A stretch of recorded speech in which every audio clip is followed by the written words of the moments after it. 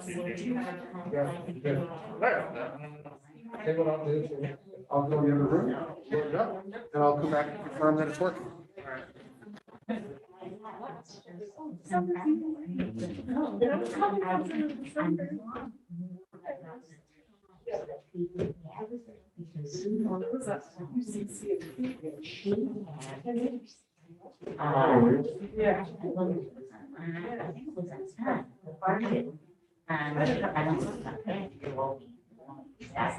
Who's your solicitor? So, regular season.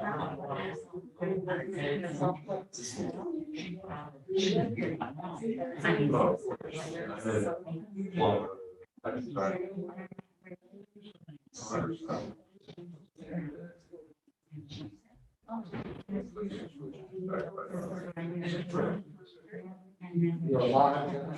All right, great. Should be good to go. Just one more minute.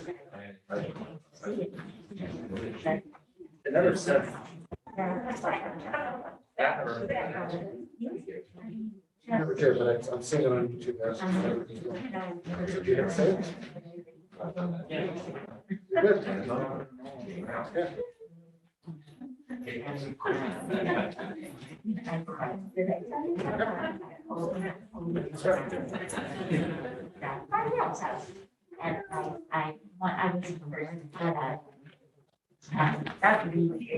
All right, we're gonna start our meeting.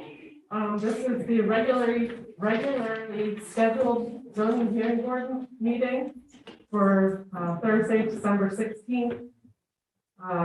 Our first order of business is application 11. Oh, sorry, I'm sorry.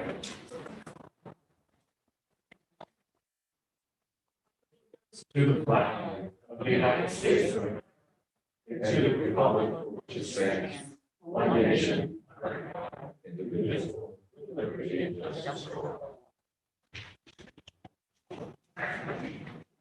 Okay, our first application is 11-9 of 19.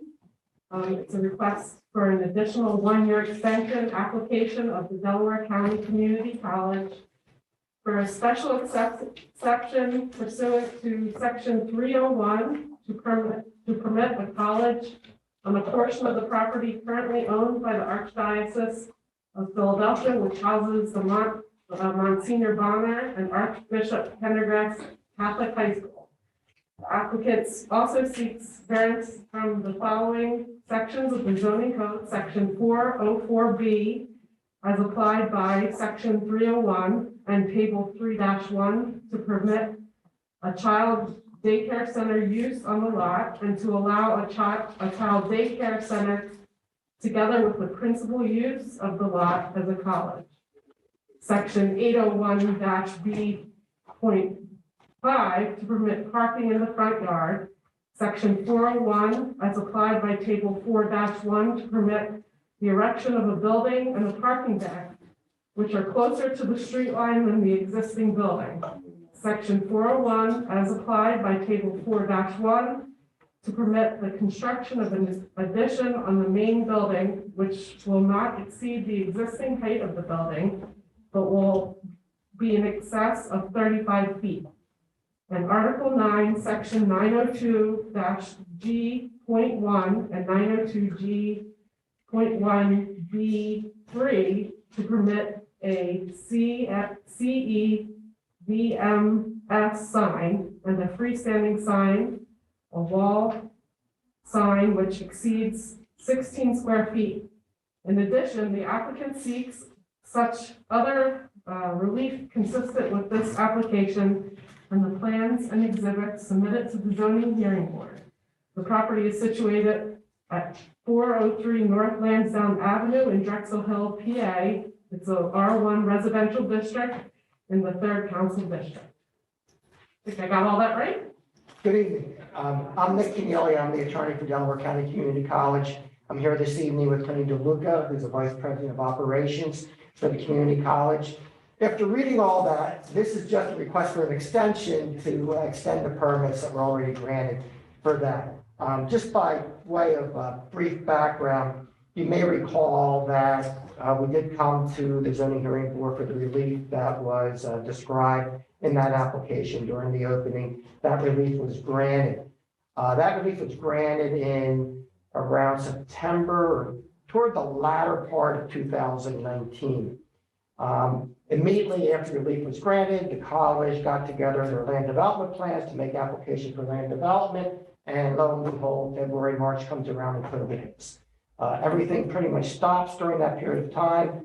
There's a state of emergency in Pennsylvania where no meetings or hearings were held. Eventually, the Upper Darby Township Council did approve the land development plans. Those land development plans have been recorded. And in fact, Delaware County Community College now owns the parcel. You recall that the main purpose of the parcel was to preserve the existing Prendergast building, which will be preserved.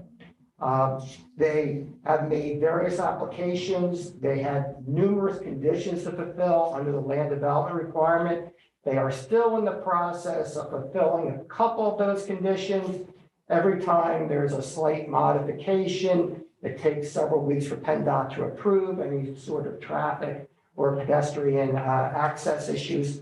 But we're pretty close to having all the permits in place. As I mentioned, the plans were recorded.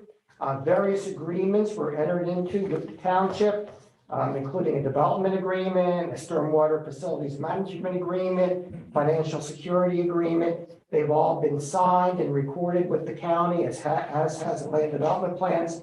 In fact, the college has posted with the township a letter of credit for the public improvements in the amount of $2.8 million, $2.89 million. So obviously, the college is committing to going forward with these plans.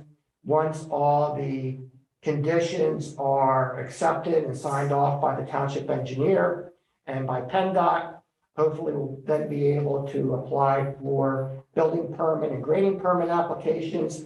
A code review has already been performed and the plans meet the code of Upper Darby Township. Once that is done and the permits are granted, we will send the project out to bid and hopefully have a shovel in the ground. For that reason, we're still waiting for a couple finalization items, but we should have them shortly. But we are asking for an additional 1-year extension if possible and granted by the board. Okay, sounds like you're well on your way. I will make a motion to approve the request for a 1-year extension. Do I have a second? Second. All those in favor? Can you have public comment about Oh, wow. that? Yeah. Really off my game today. Public comment. Anyone have anything to say for or against this extension? Madam Chair, I see no one. So I will move forward with my motion. I guess it's already been seconded. All those in favor? Aye. 3-0. Thank you very much. Thank you for your time. Excuse me, can I have a card? Yeah.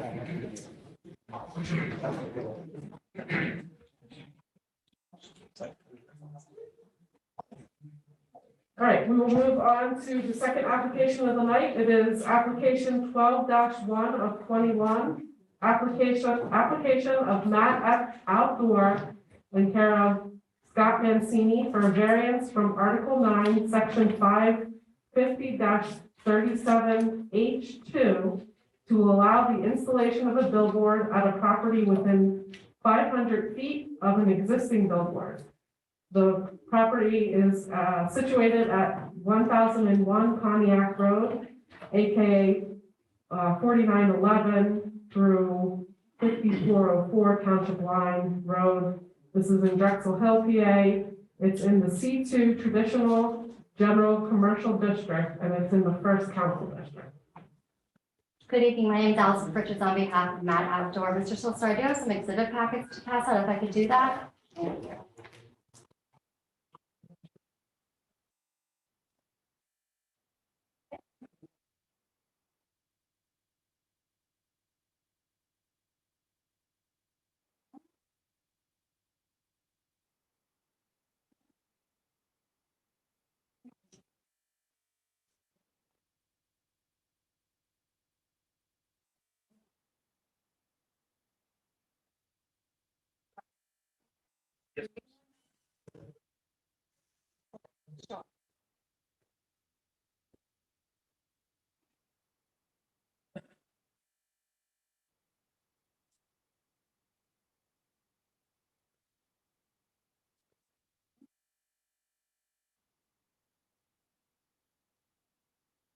Thank you, Madam Chair.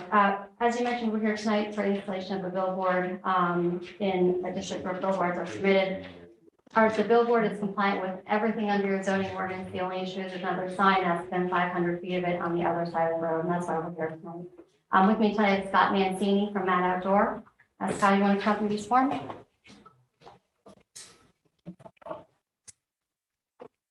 Raise your right hand. Solemnly swear or affirm testimony about to give this proceeding is the truth, whole truth, nothing but the truth. I do. Thank you. Your full name spelled, please. Scott Mancini. That's SCOTT MANCINI. Thank you. Matt, can you state your business address, please? Yeah, 28 Whitall, that's WHITALL Drive, Sicklerville, SICKLERVILLE, New Jersey, 08081. And how long have you been employed by Matt Outdoor? It will be 20 years this year. How long total have you been in the billboard industry? 35 years. And you're authorized to testify here tonight on behalf of Matt Outdoor, correct? Yes.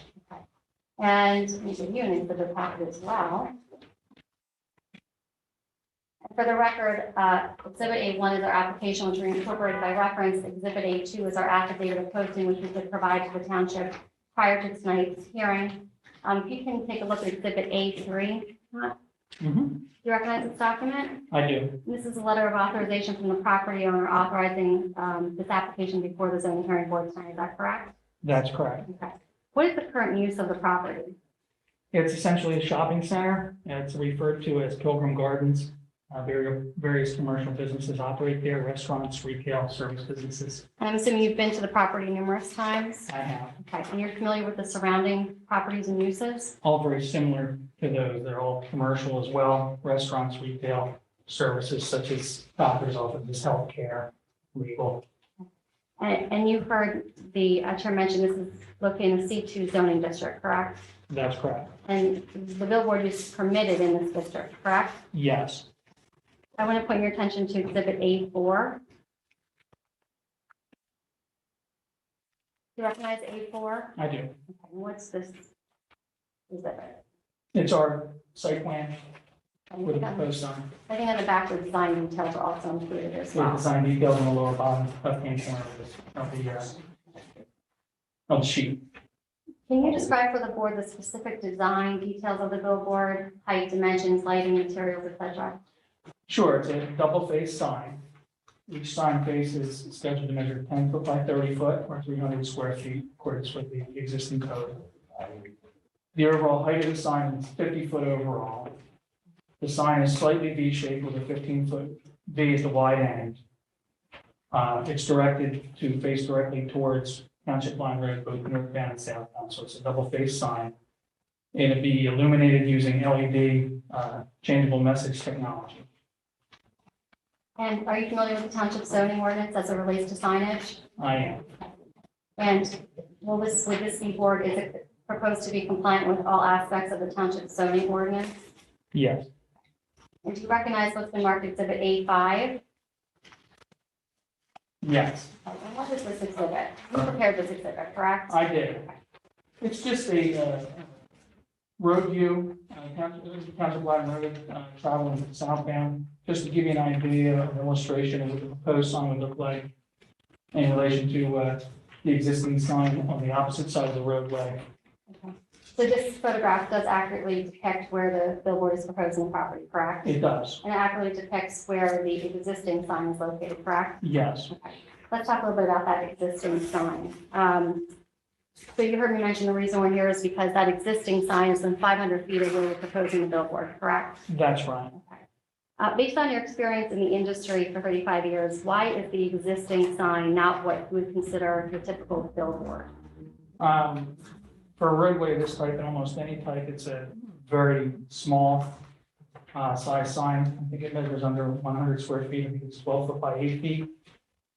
As a 12 foot by 8 foot sign, it's very odd shape for traditional billboards, traditional billboard messages. It's more consistent with what you would see in on-premise signage, which is found all up and down the commercial strips pretty much not just in Upper Darby, but anywhere in the country, you see on-premise signs which essentially advertise the business that operates on property. And it appears very similar in shape and size to those types of signs. And the palette, obviously the advertising palette is extremely small. Talk about that a little bit. Yeah, the problem with a palette being that small is too often, especially with advertisers who aren't real experienced in using outdoor advertising, they try and get a fair amount of a large message onto a billboard. And it's tough enough when you have an industry standard size, like the township allows at 300 square feet to do that.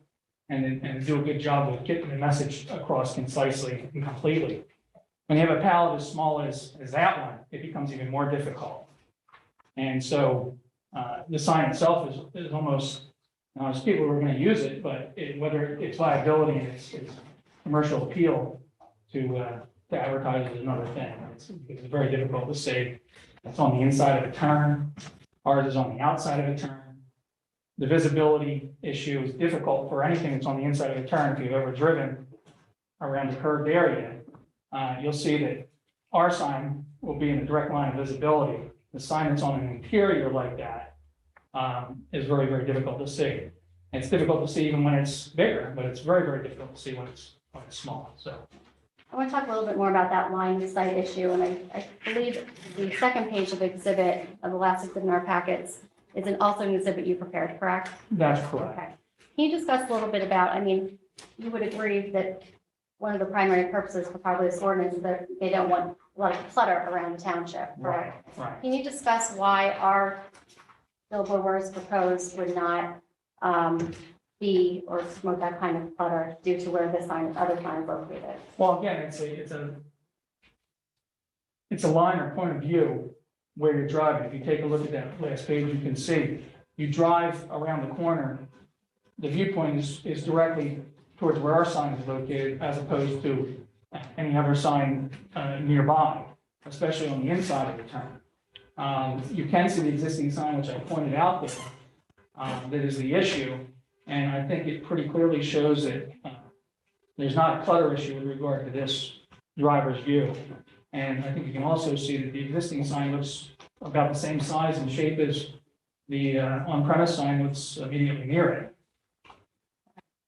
Those on-premises signs you testified to are up and down the corridor. They're necessary and they're regulated as well. But oftentimes they're liberally, I don't want to say littered, but they're placed up and down the roadway because there's multiple commercial uses that are taking place there, and that's what that area is designed and zoned for. So they have to at least be able to identify what they do and where they do it so that people can locate them. I want to talk a little bit about billboards on the same side of the street versus what we're dealing with here on opposite sides of the street. In your experience, this is unusual to have an interpretation that the 500 feet is measured radially, correct? It is unusual. In every state, they measure it linearly on the same side of the roadway. That is to say, any side on the same side of a given roadway, there's a spacing requirement. It's 500 feet on limited access roadways and interstates. It's 300 feet in an area like this, which is a surface street roadway, and non-limited access. But the spacing is done, it's not done radially, it's done linearly on the same side of the road. So by state rule and regulation, it's perfectly acceptable to have a sign directly opposite the side of the road from one another. It's a non-issue, so it's not a safety issue, it's not an issue of clutter. These are all issues that they address when they promulgate their rules and regulations. Okay. And there's not another billboard within 300 feet or 500 feet linearly of the one we're proposing, correct? That's correct. Okay. And is the proposed billboard consistent with the character and type of development surrounding the property? It is. Okay. And is your testimony that billboard will not create any additional traffic or parking issues? No, it would not. Okay. What is the benefit to the community, specifically local businesses, if you are permitted to construct what is proposed? Well, we provide a low-cost advertising alternative, particularly to local businesses.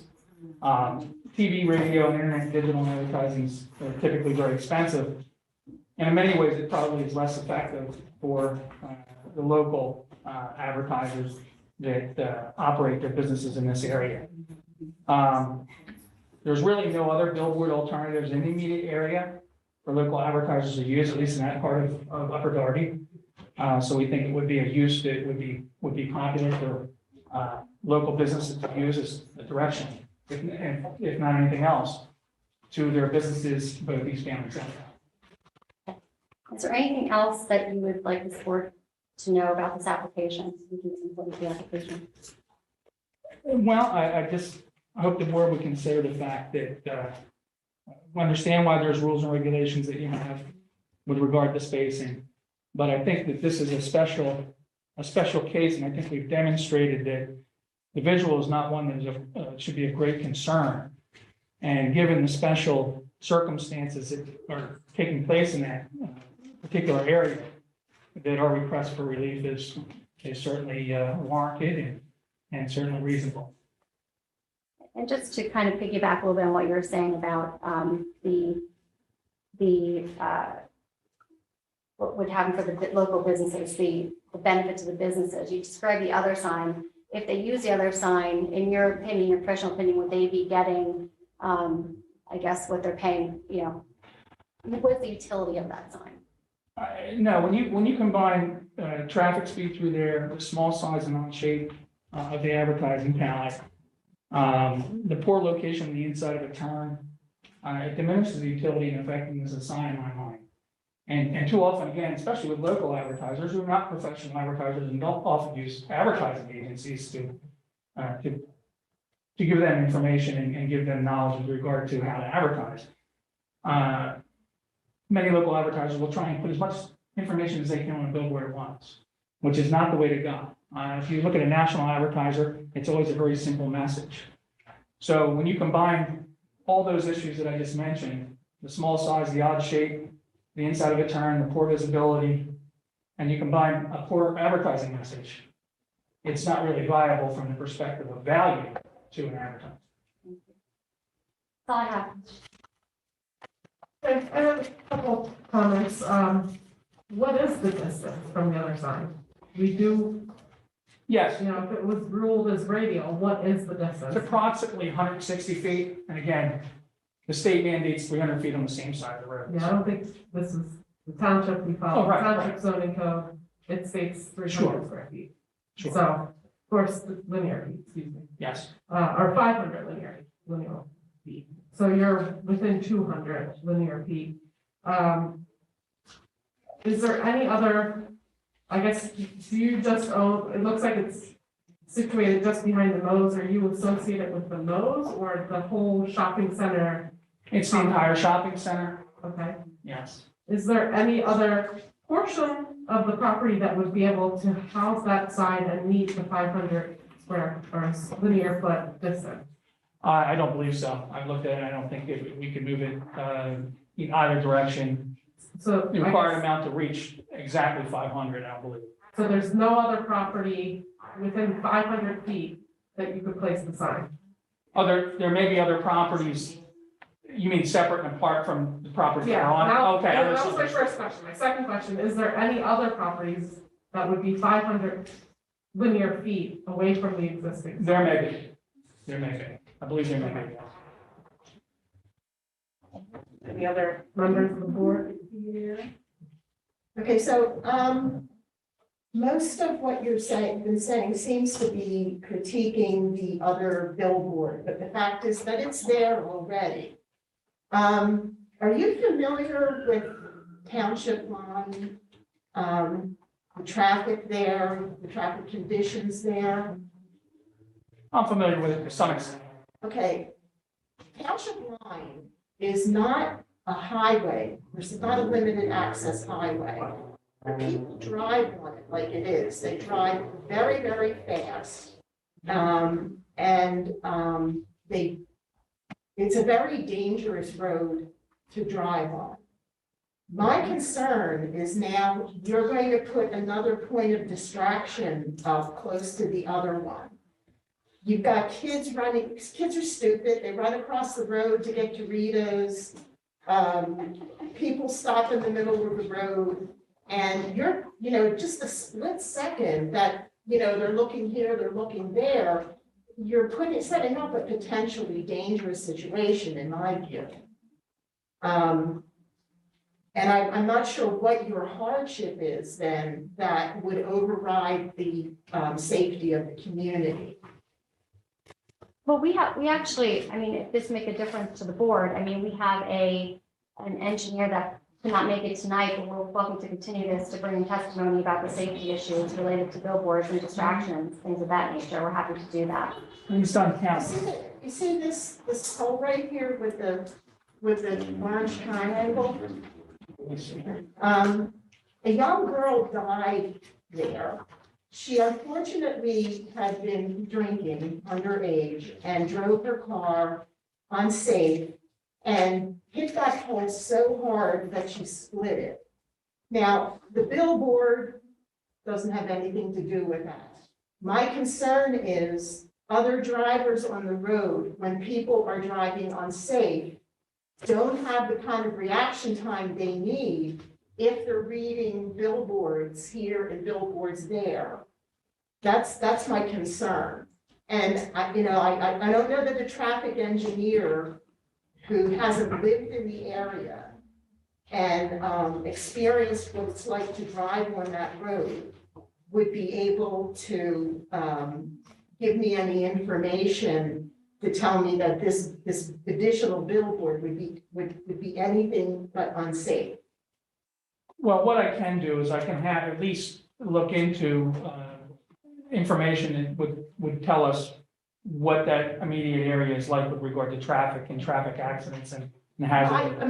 When I was looking up, her name was Allison Martinelli, and when I was looking up the story about her to refresh my mind, because it was right at Fairway Avenue where that pole is, and I was shocked at how many other stories popped up of fatalities and traffic accidents in that vicinity of Township Line.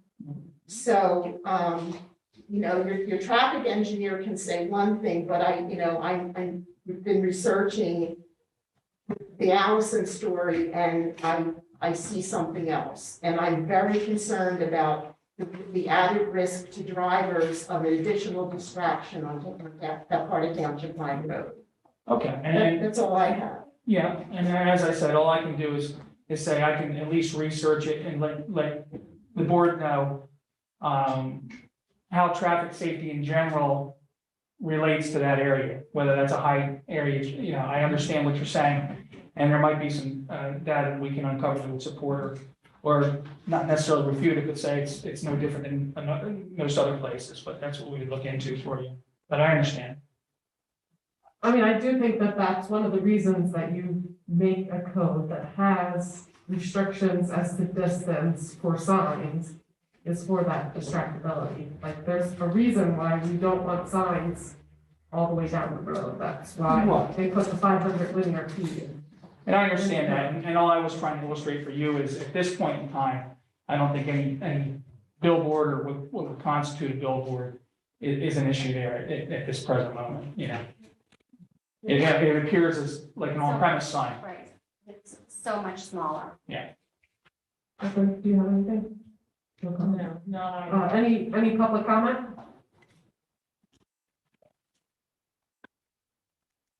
Sure. You state your name, sir? Yes, my name is Donald Bonnet, Bonnett. Thank you. Want the address? Yes. 5253 Oleander Road, Drexel Hill. I am the first district councilman, Upper Darby councilman. I represent the area where this sign application, this billboard is proposed. I prepared a letter to the zoning hearing board, which I'd like to hand up and read to the board, read into the record if I may. If you could just show it to the council. Yes, sure. I have a copy for council. Perfect. You may have it. May I bring it up? Of course, yes.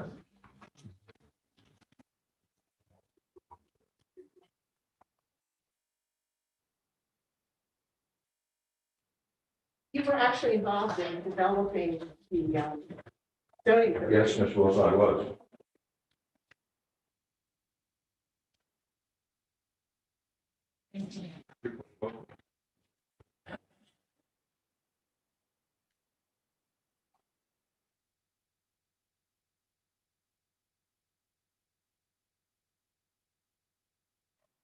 I read this into the record. I want to comment that, Ms. Wilson, I agree with everything you said. I couldn't have said it better myself in terms of the impact and the concerns of the residents of the Pilgrim Gardens area and also for Upper Darby as a whole. The applicant represented that the variance requested for the distance from another, which is required to be 500 feet and it doesn't meet that requirement, is the only variance required. It is not the only variance required, and I will display that right here. It's already enumerated in my letter. Let me, if I may, read the letter. Dear members of the Zoning Hearing Board, zoning application 12-1 of 21 seeks a variance from the requirement of the zoning ordinance, Article 9, Section 550-37-H2 to allow for the installation of a billboard within 500 feet of an existing billboard. There are two other variances enumerated in this letter. Actually, it's one, but I'll explain that in a minute, which are not requested by the applicant, but required to be granted before a permit for construction could be issued by the Upper Darby Township. I submit for consideration that this application is therefore incomplete and the posting of the public notice as the proposed site of the billboard was incomplete because of not including information about the other variants. Thus, the zoning hearing board should deny this application based on these facts. However, the following references to the Upper Darby Township zoning ordinance prove that the proposed billboard would seriously violate established provisions of the zoning ordinance and as such justify denial of this application. A billboard is defined by the following in section 550-36B of the Upper Darby Township zoning ordinance. Billboard, a permanent sign which directs attention to a business, commodity, service, or entertainment conducted, sold, or offered at a location other than the premises on which the sign is located. Section 550-30H2 of the ordinance provides that no billboard shall be erected within 500 feet of another billboard. The zoning application represents that the proposed location of the billboard would be 500 feet, would not be further than 500 feet from another billboard. So I think that's a point of admission virtue of the application. Section 550-30H3 of the zoning ordinance provides that the maximum size of a billboard shall be 300 square feet. The drawings of the proposed billboard submitted with the zoning application represent that the proposed billboard is multi-faced or two-sided, each side 10 by 30 feet. Therefore, each side is 300 square feet, and collectively both sides equal 600 square feet. Section 550-37A2 of the zoning ordinance provides that computation of area of multi-face signs, period. The signs area for a sign with more than one face shall be computed by adding together the area of all sign faces visible from any one point. When two identical sign faces are placed back to back so that both faces cannot be viewed from any point at the same time, and when such sign faces are part of the same sign structure and are not more than 42 inches apart, the sign area shall be computed based on one of these faces. Now here's the however. The sign faces of the proposed billboard as represented on the drawings submitted with the application are back to back and more than 42 inches apart, requiring the size of the billboard to be computed as the sum of the square footage of both faces. Specifically, the sign faces as described on the drawing submitted with the application are at least a distance apart of more than 53 inches and 180 inches apart at their greatest distance apart. Therefore, based on section 550-3782, both faces of the billboard collectively form the size of the billboard at 600 square feet, twice the permitted size. The billboard as proposed and represented in these documents presented with the zoning application would not comply with the Upper Darby Township zoning ordinance, section 550-30H2, section 550-3H3, and 550-37A2. Therefore, it's actually two variances. I do say three variances would have to be granted for the applicant to receive a permit to construct a billboard. There would be no hardship that could be presented by the applicant that would justify granting these variances. The applicant would not be able to meet the high standards stipulated in section 550-54J of the Upper Darby Township zoning ordinance for granting the variances by a majority of the members of the Upper Darby Township zoning board. Therefore, I respectfully request the members of the zoning hearing board to deny this application in the interest of the residents of Upper Darby Township, and in particular, the residents who reside in the Pilgrim Gardens area. That's the end of the letter. Now, I just want to make emphasis again on the point of size. By definition, if a back-to-back sign is less than 42 inches apart, then you can only have to consider the size of one face, the square footage of one face.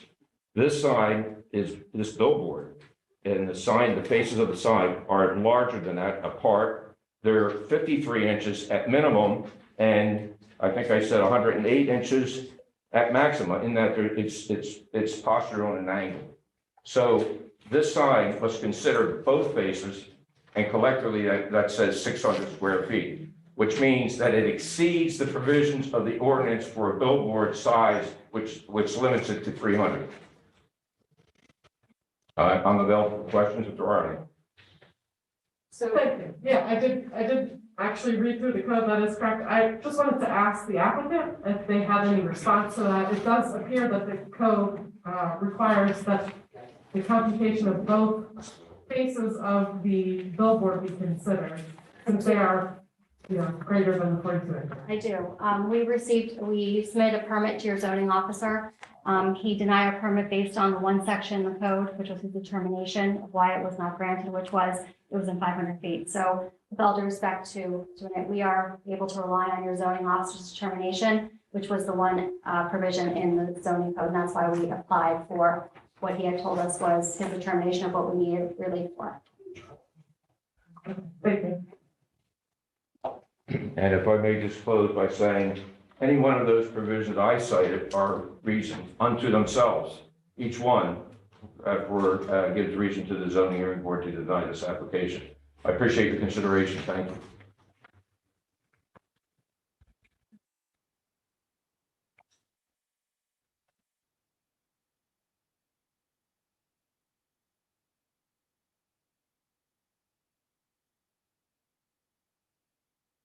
Any public comment? Your name, sir, and spell that. Michael Jordan, Jordan, 90 Pilgrim Lane, So 90. 90 Pilgrim Lane, Drexel Hill. Thank you. Thanks for letting me speak. I think Representative Von Hess just gave a great presentation of all the zoning reasons why this application should be denied. As a representative of the Pilgrim Gardens Around Civic Association, who represents the over 400 homeowners that are around that area. As you know, Board, yes, that immediate area is very commercial, but within a few hundred feet in most cases, it gets residential very, very quickly.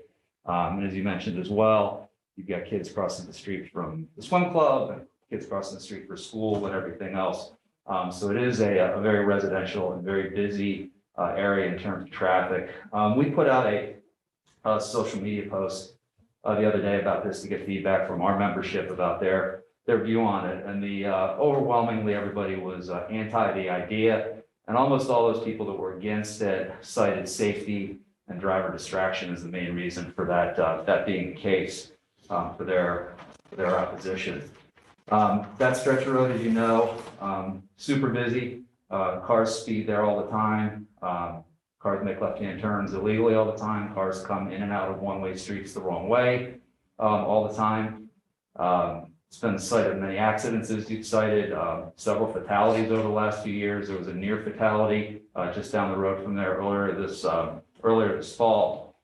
So if you just look at it from a pure safety and driver distraction standpoint, the last thing that this part of Township Line Road needs is one more thing that could distract the driver from paying attention to what's going on the road. So with that in mind, we would, on my behalf, and then also on behalf of the Civic Association folks that we represent and solicit information from, we recommend that you and ask that you deny this application. Thank you.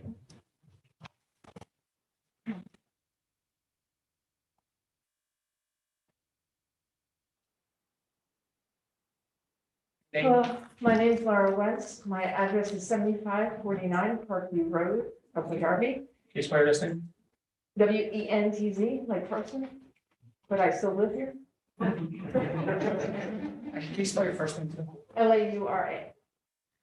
I'm Laura Wentz, Council President and Council at Large. I want to concur with Councilman Bonnet.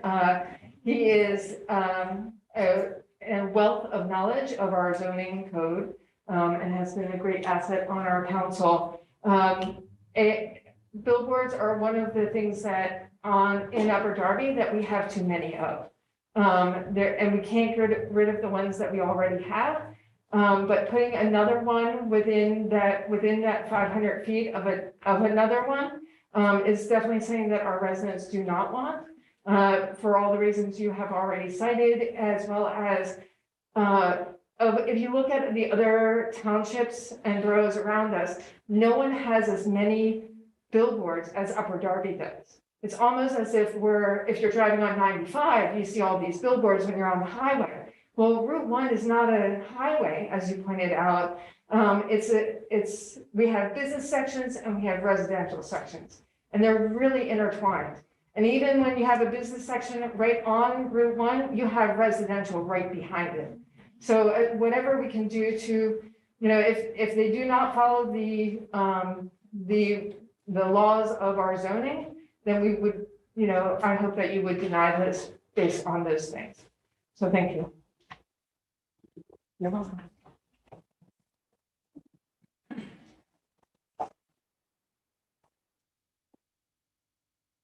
And please, Lee Jordan, 90 Copeland Lane, can you spell your name? LEEJORDAN, in Drexel Hill. Nice to finally see you face to face. I thank you, Ms. Wilson, for your comments. I mean, that's really the concern of the residents is the safety and the distraction of the board. Mr. Mancini, thank you for your presentation. I realize that you live in New Jersey, but I am representing the residents that live right in the area. You talked about being a commercial shopping center. It is also a very highly populated residential area. We have churches, we have kids walking to school. And visually, advertising local businesses, I'm not going to sell me on that one. And visually, I have a petition that was signed by the residents of Durmont Road, which I would love to, who will be probably right visually in contact of this new sign, opposing this new billboard. So I'm not sure who I give this to. Show it to council there and then we'll. Yeah. And probably if I had more time, I would have gotten more residents to sign. So, zoning board, I think it's. So take that back and then bring it up here. Thanks. Right, do I give it here? Yeah. All the way up front.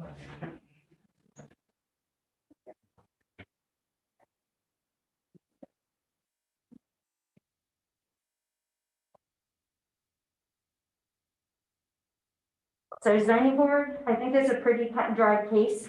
I would suggest that you oppose this billboard for the residents of Upper Darby and actually Copeland Gardens back into Havertown, which I don't believe that they're able to speak at these zoning hearings, or maybe you got some comments, but it would impact them too, because they're right behind Copeland Gardens Shopping Center. Thank you for your time and thank you for your consideration to oppose this.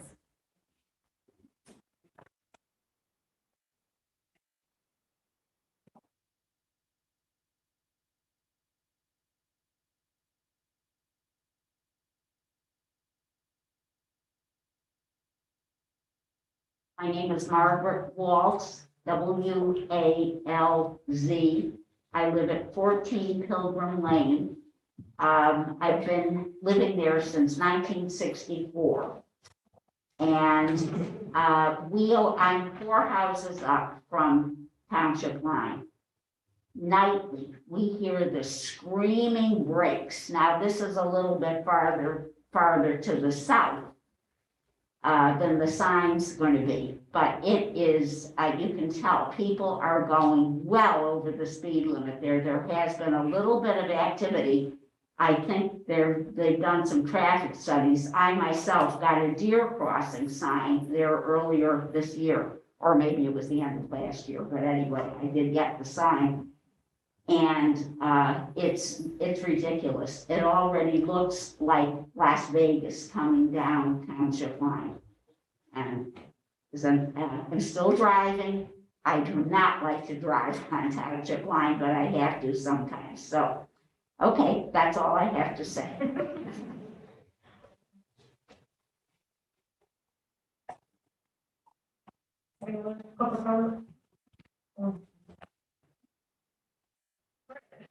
I'm gonna make a motion to deny application 12-1. 21, any seconds? I'll second it. All those in favor? Aye. Motion is All right, it is fair decision. Thank you very much. Everybody have a good holiday. I appreciate you taking the time. Applicants exhibits A1 through A5 are presented evidence. The letter from Councilman Lake Township. Series of addresses.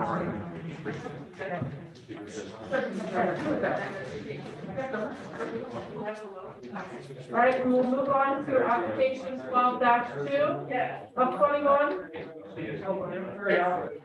Application.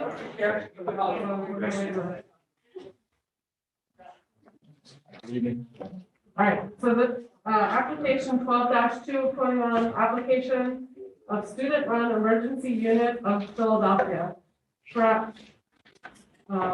For a variance from section 55-12B to allow property to be used as an emergency housing, which is not permitted in the C1 district. The property is situated at 107 Long Lane in Upper Darby, Pennsylvania. It's in the C1 traditional neighborhood commercial district, and it's the 7th council district. Good evening, thank you. My name is John Gazzola. I'm an attorney in Shopper Pepper, and I am counsel for the student-run emergency housing Philadelphia Inc., also known as Street Hub, which we call Breaking Bread Community. Yes. Is that better? Not better? Sorry. You guys hear me better now? Okay. Sorry about that. I'll just start from the top. My name is John Gazzola. I'm an attorney at Troutman Pepper Law Firm, and I am counsel for the student-run emergency housing unit of Philadelphia, the applicant, which we refer to as Breaking Bread Community.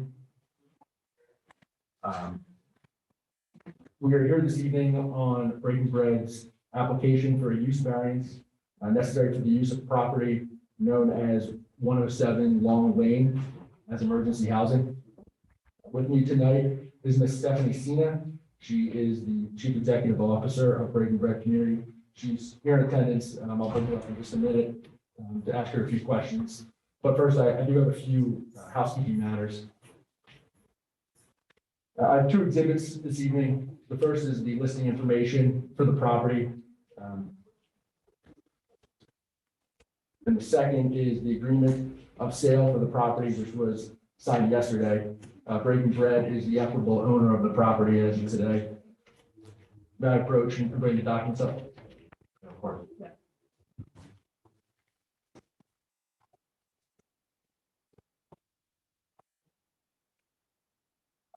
I also have a narrative that would like to move the board respectfully to include with Breaking Bread's application, and the exhibits are exhibits to that narrative as well.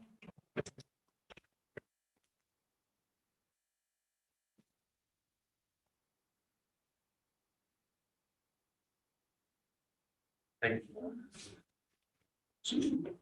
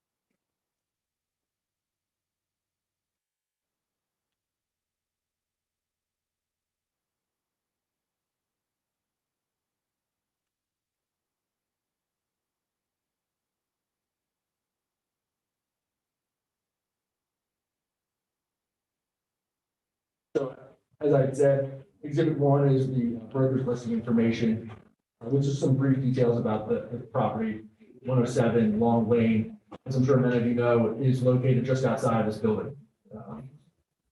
Can't miss it with the nice colorful shutters on the building. Exhibit 2 is the purchase agreement for the property. And then you also have the narrative. As mentioned in the narrative, Breaking Bread is the equitable owner of the property and therefore has standing to pursue this application to this evening. Before we bring Ms. Senna, before we bring Ms. Senna out, just a quick overview of the property. The property is about 37 feet by 71 feet on the south side of Long Lane between Sansom and Chestnut. It has been improved with a two-story building that is about 4,500 square feet. The property was formerly leased and used as a daycare facility. It had been on the market for nearly a year and had actually been vacant for the last 8 months before Breaking Bread signed the agreement to purchase the property.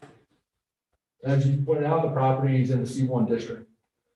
Breaking Bread desires to use the property for emergency housing. Emergency housing, Ms. Senna will describe what emergency housing is when she's up here, but that is not a purpose that is a permitted use in the C1 district. Emergency housing is permitted, if at all, by a special exception in the C4 district. This use for emergency housing in the C4 district at this time is not available or suitable. There's not an opportunity to have that emergency housing there. There's no property that is available and suitable for use for the purpose that Breaking Bread intends to use the property. And that's why they've identified the property in C1 as the property where they'd like to have their emergency housing. Emergency housing is compatible with and has a similar impact as the surrounding daycare facilities in the area and medical offices, which are permitted in the C1 district. For these reasons, Breaking Bread seeks a variance to use the property for emergency housing pursuant to section 910.2 of the Pennsylvania Municipalities Planning Code and section 5520-54 of the zoning ordinance.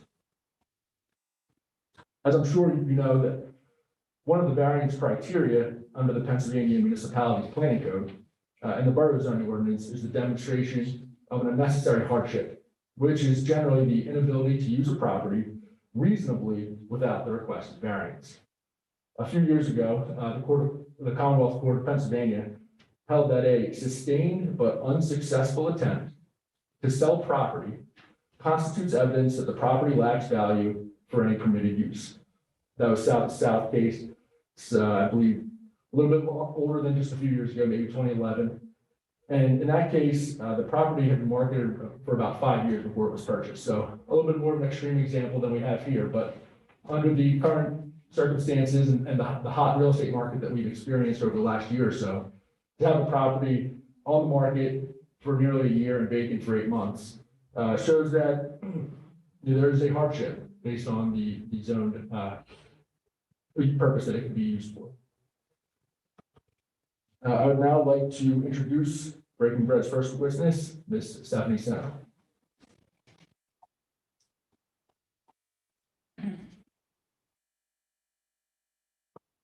Raise your right hand. Solemnly swear affirm testimony about to give in this proceeding is the truth, whole truth, nothing but the truth. I do. And your full name and spell, please. Stephanie Senna, that's Stephanie. Senna is Sena. Thank you.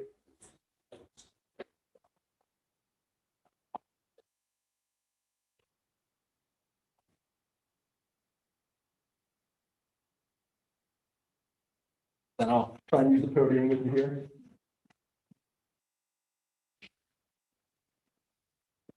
Are you currently employed, Ms. Senna? Yes. And where are you employed? I'm employed in 2 places. I am a law professor at Villanova University, and I am also the CEO of Sri Hub and the Breaking Bread community. So you said that you're the CEO of Breaking Bread. What are your responsibilities? That's the CEO of Breaking Bread. Yeah. My responsibilities are, I serve on the board of directors of the Breaking Bread community. I organize volunteer chapters, which we have at all the local universities. I organize training of our volunteers and our staff, and I also oversee the hiring of staff. And are you authorized to testify on behalf of Breaking Bread this evening? Yes, I am. So what is Breaking Bread community? So Breaking Bread community is a caring community that comes together to offer meals, community companionship, and resources for people who are struggling with housing insecurity. We've been operating since 2010. Are you familiar with the property located at 107 Long Lane? Yes, I am. How did you learn about the property? I learned about the property when Sri Hub's realtor, Stephanie Slapin, brought it to our attention I'm sorry, Stephanie. Who? Slapin, SLAPIN. Thank you. Brought it to our attention as the only building that is for sale within walking distance of 69th Street Station. I'm going to show you Exhibit 1. You recognize Exhibit 1? Yes, I do. What is Exhibit 1? Exhibit 1 is a room within the building that we are trying for a variance at 107 Long Lane. Take a second to page through Exhibit 1. What other sorts of information is in the document? The document has information like the list price and the square footage, the zoning and the land use, business use, construction materials and utility information, along with other information about the lot size. How would you receive this document? Have you received this document in the past? Yes, I have. My realtor brought it to me. And this is the listing information for 107? That's correct, yes.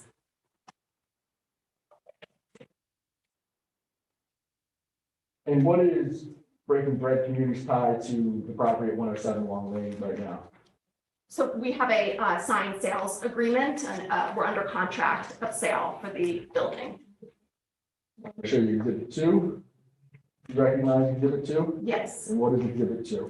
Exhibit 2 is the signed sales agreement for the building of 107 Long Lane.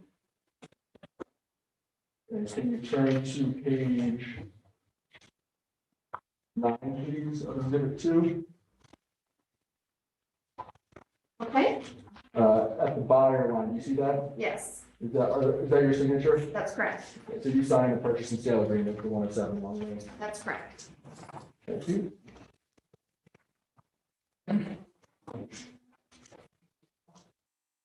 We can make some room on.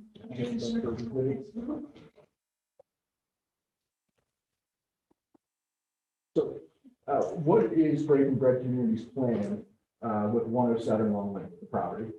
Our plan is to use it to offer community shared meals and support and a place to sleep at night, come in from the cold and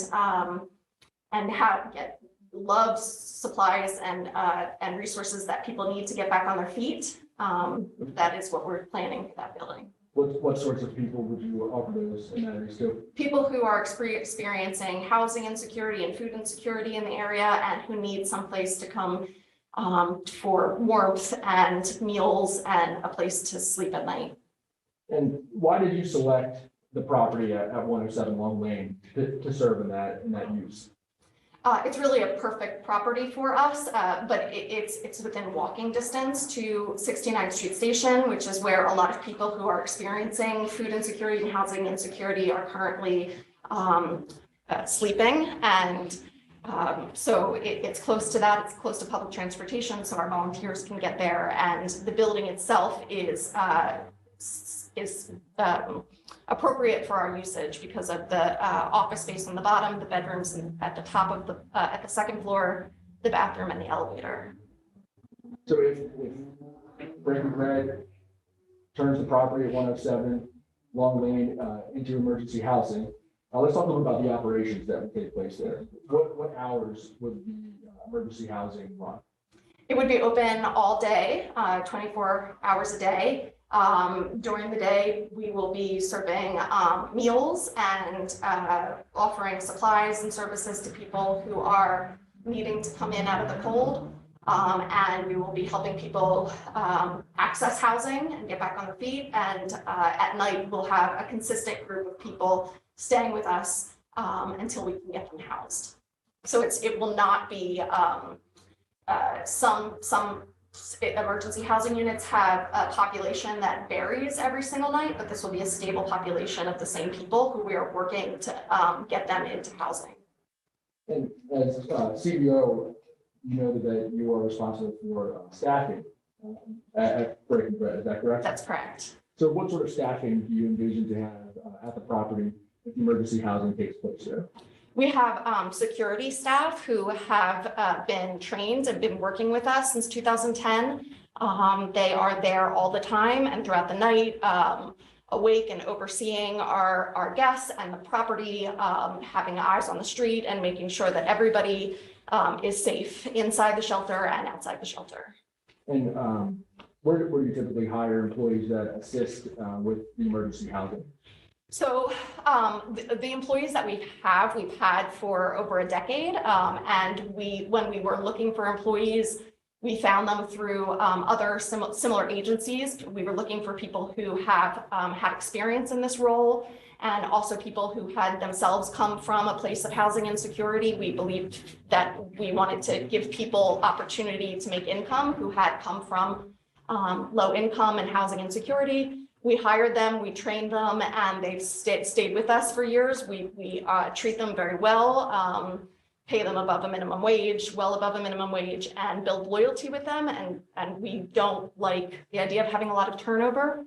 So we will have that staff with us here. Do you also have volunteers? Yes, we have volunteers from, I'm sorry. Good, but where are your volunteers from? That was my next question. We have volunteers from all the local universities. So we have chapters at Villanova University, Drexel, Swarthmore, Penn, Temple, PCOM, students who participate have chapters at these local universities, and they have intensive training and they come to the shelter. So there's our paid staff who are there, and then volunteers from all the local universities are there as well. Is the majority of assistants comprised of students, volunteers?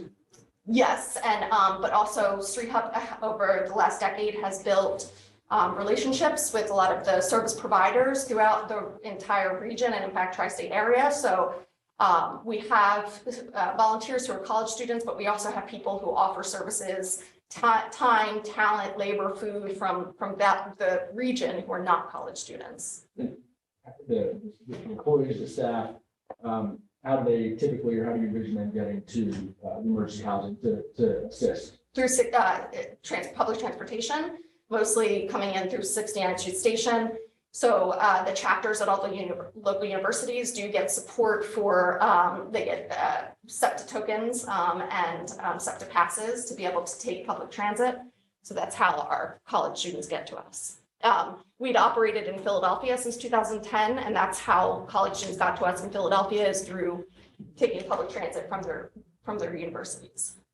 And is there a large demand for parking for the staff and employees around the facility? No, because of the public transportation, and we have always been close to public transportation for that reason.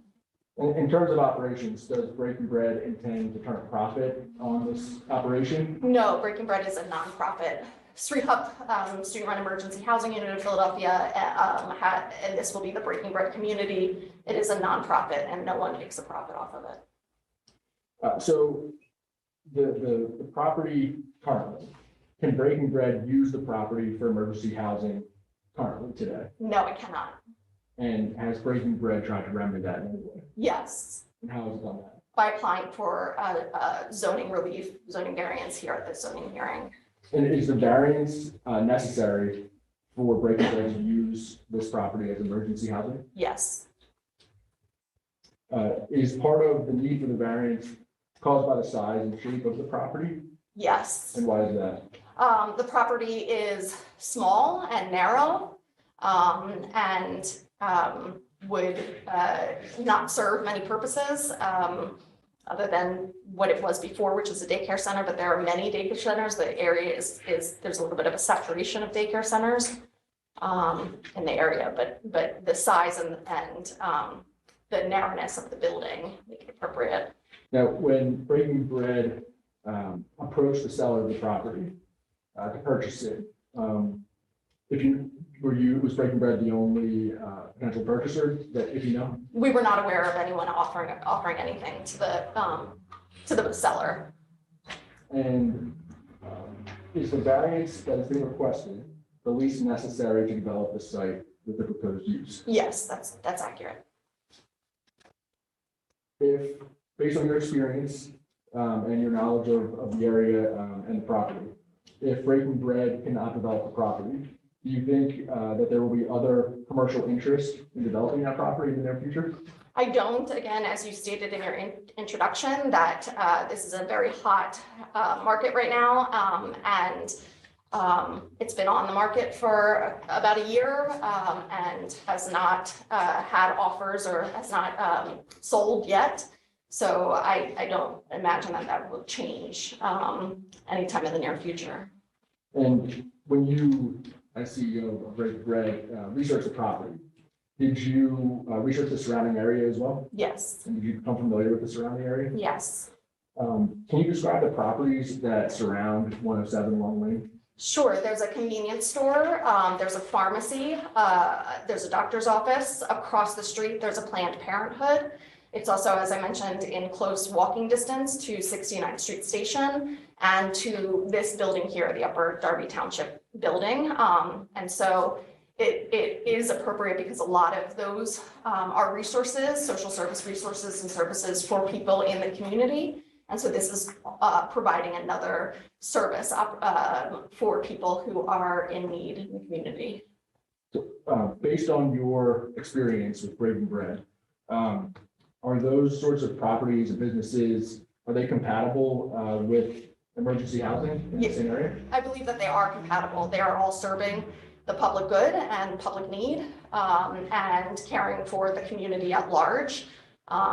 Street Hop and the Breaking Bread community is about caring for people in need, but also caring for the entire community. So we welcome volunteers from the entire township. And we also encourage our guests to volunteer in the community so that they are participating in making the community better and stronger. And based on your experience with Breaking Bread, do you expect if the variance is granted and emergency housing is provided on that property, it'll impact neighboring property owners? I do not. I think if anything, it might help because vacant buildings often can be sites of crime, but when you have people there, especially many volunteers and security guards and eyes on the street, it can ensure safety for people in the area and people who are on the street right now. It provides them with safety from coming in off the street and having a warm place to sleep, something to eat, and resources to get into housing. So based on your knowledge of the neighborhood, and familiarity with the area, your experience working with Breaking Bread, do you think that the development of the property as emergency housing would alter the essential character of the neighborhood? Not at all. I think it would add to the character of the neighborhood. And based on your knowledge and your experience, do you believe that the development of the property as proposed with the variances would substantially or permanently impair the appropriate use of the property No, not at all. or the adjacent property? I'm sorry. No, not at all. That is all my questions for Ms. Senna. I'd like to respectfully move for the admission of the two exhibits that I provided you with earlier. If there are any questions from the board, Ms. Senna and I are happy to address them. Those exhibits will be admitted. Thank you. I have a couple of questions. I know you said it's emergency housing. So can you just explain that a little bit better? Like what is the typical timeframe that someone would stay at the shelter? You know, what is like kind of the turnover? And I guess how do you, I think at some point you said you were kind of selective. I don't know if that was just with the volunteers. Is that also with the folks that are residential? Do that? Yes, absolutely. So thank you for the question. We have a selectivity with our volunteers, with our staff, as well as the clients who stay with us. We want to make sure that they are served in our community and that they will get along well with the other people in the community and in the housing unit. In terms of the length of the stay, Sri Hub has in the past, over the course of over a decade, had progress in moving people into housing within a time period of about 5 to 7 months. And we have a very high rate of being able to move people into housing and have access to a variety of ways in which to do that, including housing aid vouchers. And how many people do you typically, or would you expect to house at this location? Approximately 30. And then also, when you mentioned that obviously this is, you like this area because of its proximity to 69th Street, did you look, it's permitted in what, the R4 district, did you look at any properties in the R4 district? C4. Or, excuse me, C4 district? Yes. Yes, thank you for the question. So there are 3 areas of the C4 within Upper Darby. One of them is where the SEPTA terminal is, and so we can't be where the SEPTA terminal is. And then the 2 others are so far in distance from the 69th Street station that they are not well suited to the population of people who are housing insecure in Upper Darby. The vast majority of people who are housing insecure in Upper Darby are located near the 69th Street station and near the Upper Darby Township building. And so we wanted to make sure that there was easy access and walkability from 69th Street to the building. So the fact that it could be permitted in C4, but C4 is not close enough to where the people are. Thank you. We're having the comment. Questions?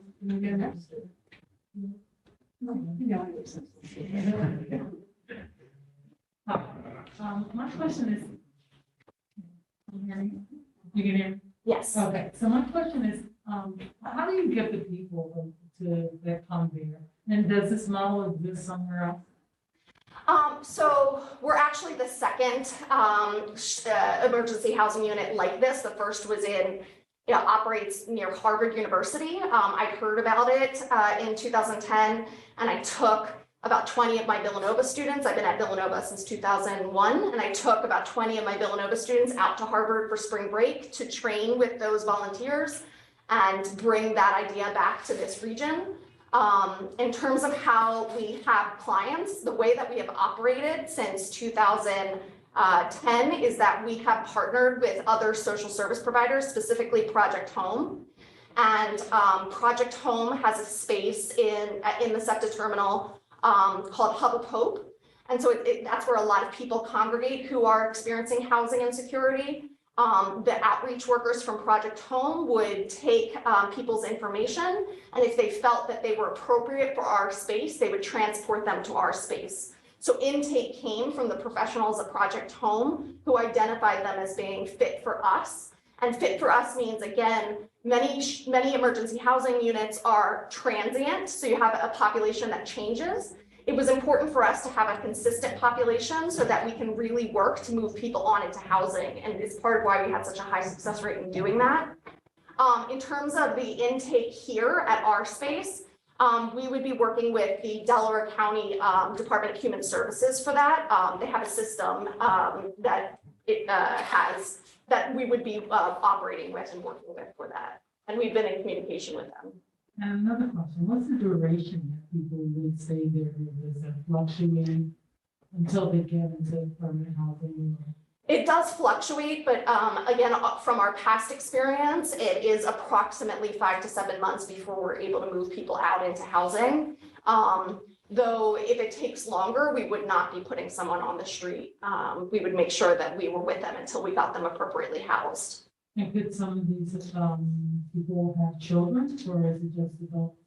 This specific space will just be for adults. So I heard you say, refer to it as a shelter, because my first time I seen it, it made me think of a shelter. And I wasn't understanding how the university was involved, but now I'm clear. So is it considered a shelter? In a sense, with some goals, targeted goals for the people that will be staying there? Yes, it can be considered a shelter. Some people call this a cafe. There's a variety of different names for it. I don't often use the word shelter because I've been in a lot of shelters, especially in the Philadelphia region, and there are places that you wouldn't want to go. So for example, most of the shelters that I've been to in the Philadelphia region have a partnership with a caterer who comes in and mostly serves like hot dogs every night, and you can't bring outside food in. And there's very few volunteers who come to these shelters, and people often, it's very crowded. People who stay there complain that it's not safe for them, that their belongings are going to be stolen, they're afraid of. At our space, there's an element of trust that is built, especially because we know the people who are staying with us and we build relationships with them. Our volunteers have to come once a week so that they build those relationships. It's very important. And then also our meals are coming from families in the area who provide dinner, and they come with their entire family to eat dinner. It's why we call it breaking bread. And so we eat together. And I say that the people who come bring food that they would serve to their families. So it's not hot dogs. It's a home cooked meal, and we all sit around a large table and in essence break bread together. Okay, so I was going to ask you how is it subsidized in terms of meals and I know like toiletries and things of that nature? So we get a lot of our services donated. We have meals donated, and we've had that for years. We have a system for that. And in fact, there are people in this room who have participated in that donation. We also get supplies donated, but funding for operations is coming from the Delaware County Department of Human Services, and also from HUD, from Housing and Urban Development. Okay, thank you. I just wanted to clarify one thing, that they put out an RFP because they believed they needed this, and they vetted us and they selected us to run this. So there was already a process of vetting that Delaware County did, and then they chose our organization to operate. Okay, thank you. So, what is the capacity you're going to be working with? So we have always operated with approximately 30 people, no more than 30 people. We find that that is a good number for us. It's also fabulous for this building because there are so many rooms that can be used as bedrooms. And so people can have privacy, which we believe that they need and deserve. But also that was the number that the county asked for. You're going to be screening so that we won't have the drug usage. Yes, that's correct. And Delaware County does that. Okay. So the people who are there are going to be the same people until they move on. So it's not just at night that you have the same people. It's all day long. So during the day, we are open for people to come in off the street to get meal supplies, stay out of the cold, especially on very during inclement weather. But we will have a consistent group of people who sleep with us at night. But during the day, we will be open for people to come in and get out of the cold and get food if they're in need of food or services. Okay, so how do people physically get to you? And so this is what part of why we wanted to be so close to the 69th Street station where a lot of people are. So we wanted it to be easy enough that people can walk to us. We do, though, have capacity to have people bus to us. But it is within short walking distance to where many of the people who need our services are located. Okay. So what happens to the people who come to you for a meal and to get warm when you shut down for the night? You put them back out on the street then, or? So because my organization has built networks with a lot of the other social service providers, we would not put them back out on the street. We would refer them to one of the other spaces one of the other service providers that has space for them. Okay. All right, because there are people who are just chronically, don't want to go to a shelter. Like you said, they don't feel safe or whatever. So those people would wind up back out on the street. Well, we would offer them services. We wouldn't require that there's no way for us to obligate, demand, or require them to seek those services, but we would make sure that we would make it as easy as possible for them to access those services, including helping them with transportation. Okay. Because I guess the one concern I have is, this is a commercial district surrounded by residential, dense residential. So if at some point in time you're saying to people, okay, goodbye, and they don't want to go to a shelter, then where do they go? Do they go then start, wandering the community, or, what happens at that? What does your model do at that point? So I believe that there are people right now who are currently outside, and it's getting increasingly colder, so we're happy to be able to bring them in. I believe that there are so many people who are in need, so this is giving them someplace to stay when they don't usually have someplace to stay. If we could, we would serve everybody, but we can't. But we believe that there's a need and it's eminent and it's there. So instead of people wandering all day outside, they'll have someplace at least to stay during the day hours. I guess I would just like to see you address the issue of the impact on the surrounding community if you're going to be, releasing people to the street who don't want to go to a shelter. There are a lot of people who just won't go to a shelter. And they traditionally have been congregated at 69th Street Terminal, but now you brought them into this area surrounded by residential residences. So that's something that I'd like to see you address, is, what happens to those people in the surrounding communities? And thank you for the question. I do think that there are people, I've seen them in here, like right around this building and the surrounding building. So I don't necessarily think that there aren't people right here. But we will try as hard as we can to get people into services, including offering them transportation. And also because we have staff there 24 hours a day, we will have eyes on the street to make sure that everybody is safe and that the streets are safe around us. I have a question around security. Is there a need for security at any point? 24 hours? When you're asking, is there a need for security? So we just feel that it's really best for everybody. It builds trust. It helps people feel more comfortable. And that's not just volunteers or people in the community, but also people who are staying there at night. We, in the years since we've operated, we've had no problems. In fact, we pride ourselves on being very, very safe. And the people who are security guards are not contracted from another agency. They're people who work for us, were trained by us, and are specifically there because they have experienced it before themselves. And so they're not there really to oversee or regulate the people who are there. They're there with a lot of warmth and compassion, and that they've been doing this for a very long time, so they add to really the community feel of the agency. Thank you. Any public comment?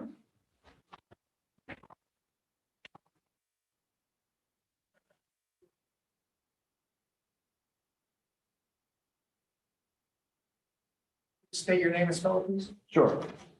My name is Dr. Boyle, Dennis Boyle. I'm one of the doctors that she never visited while she was in the neighborhood. She pretends she's real friendly. Never, I've been there 42 years. She's opening a place right next to my office and says it's all going to be dandy. It's not going to be dandy. I've been there. I treat the people in the shelter for nothing. I've been there treating these people. Great ideas. 30 people in that building is going to be a hazard. It's going to be a threat to property values. It's going to be a threat to the character of the neighborhood. And it's definitely going to be a situation where it's not going to be beneficial to the neighborhood. I have a petition by the 4 business people that she never visited that I feel that this variance should be denied. So. We just show that to council and then we'll. I'm sorry? We can just show that petition to council. And then. Sure. Thank you very much.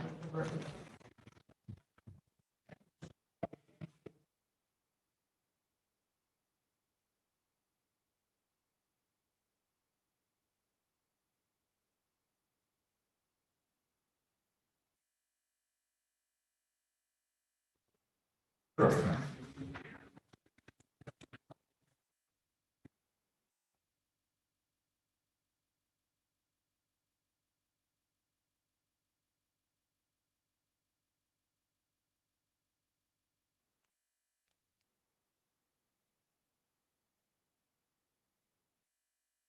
Anything else you wanted to say? I think that under the situation, the variance to put 30 people in 207 should be denied. Thank you. Anybody else, any other members of the public would speak for or against this application? We'll get to everybody. Your name, ma'am? Hi, my name is Ksenia Basarov. I'm sorry, if you could say that again. Yeah, it's gonna take a minute. So, Your name? Ksenia, You spell Ksenya. And my last name is Basarab, Basarab.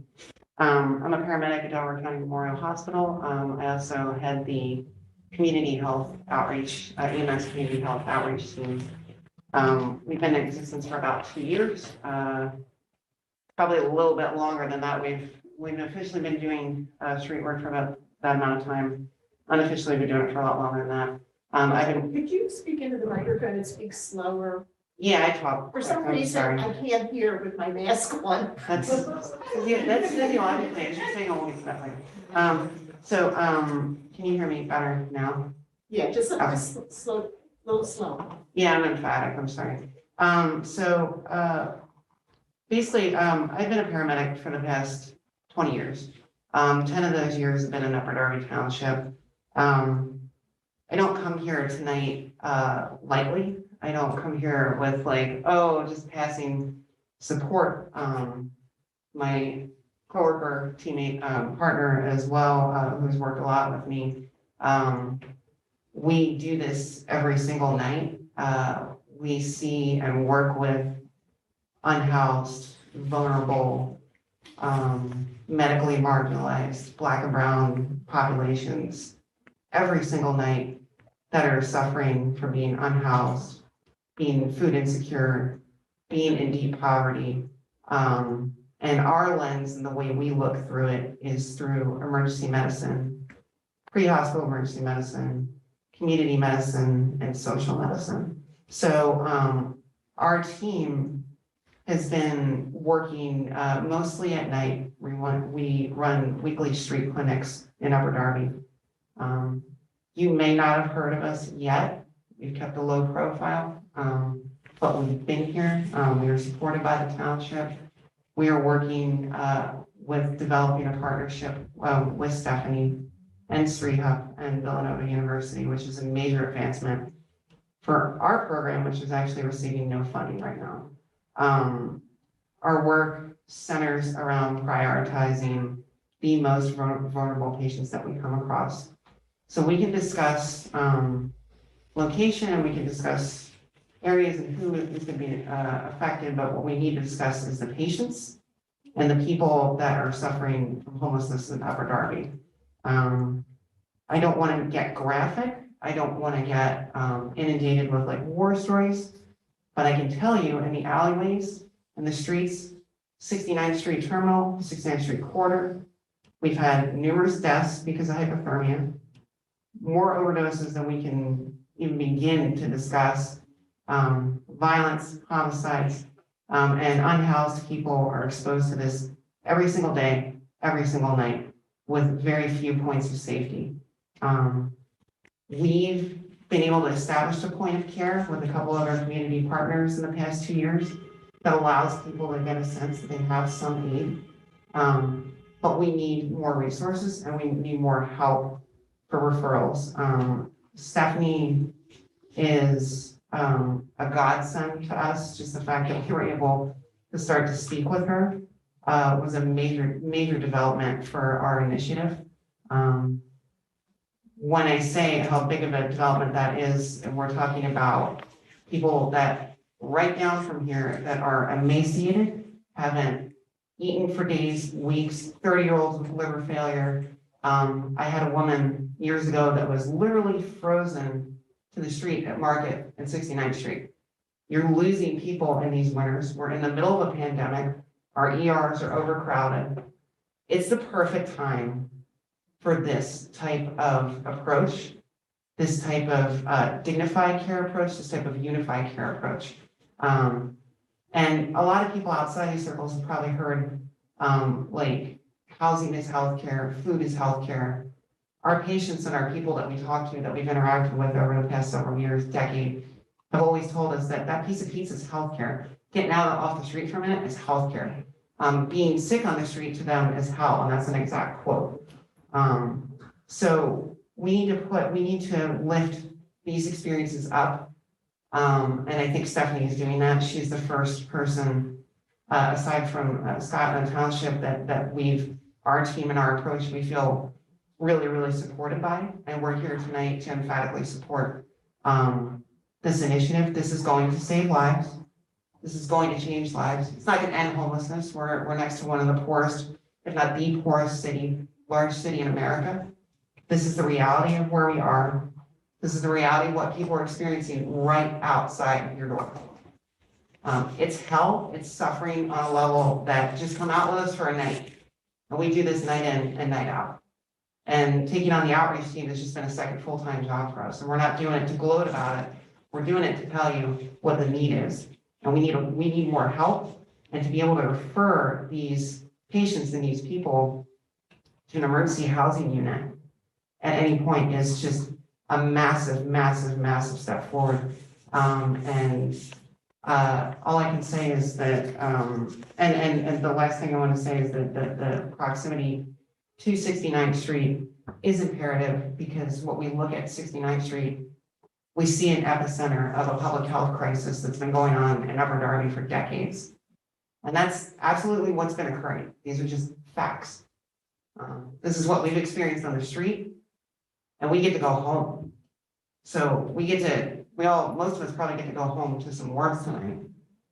We're gonna go see patients that aren't as fortunate. We're gonna get to see patients that we're trying to keep alive. This is gonna help us be able to refer to a new system to save more lives, to keep people alive, and during very unprecedented and difficult times. So I would really take the time to consider how brilliant of an approach this is, how innovative and how revolutionary this can be for this area in terms of social care, social medicine, and comprehensive care for unhoused people in Upper Darby. So Stephanie and Srihab and everybody have our emphatic support, and I just want to say that, and I hope I make that clear.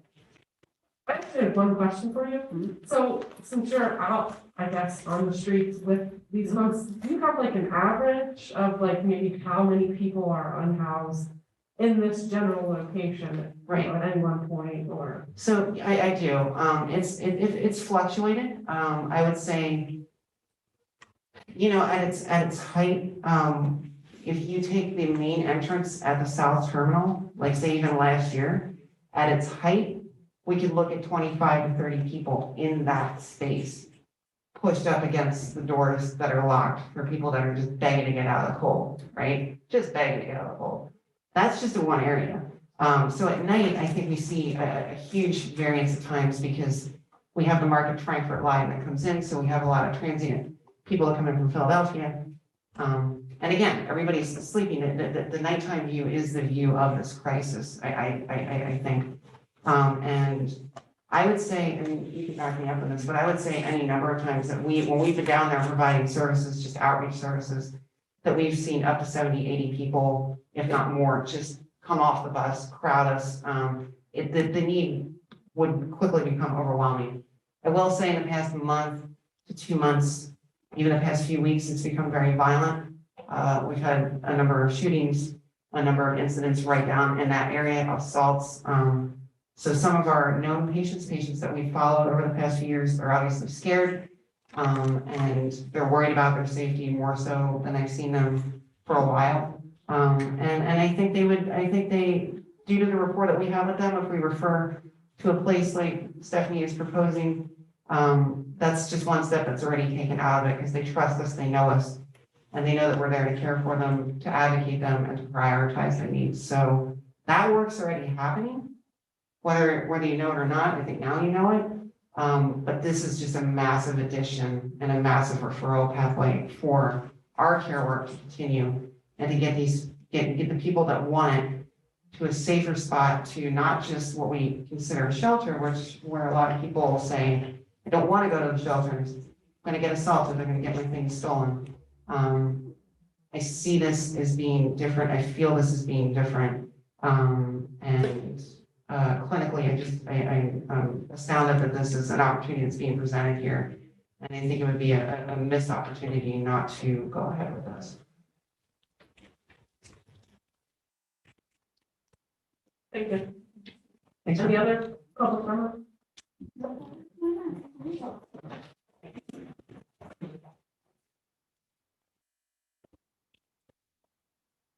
Your name, sir, and spell it. My name is Michael Patton, Michabel, Patton, 119 Long Lane, Upper Darby Pharmacy. I've been on Long Lane for 26 years, adjacent to Dr. Boyle. Before the paramedics leave, I would have to thank them for their service.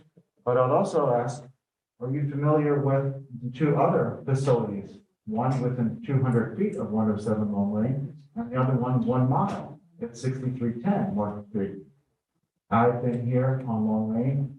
We've had numerous problems, people defecating, urinating, panhandling, assaulting our residents, our children in the alley, on the street.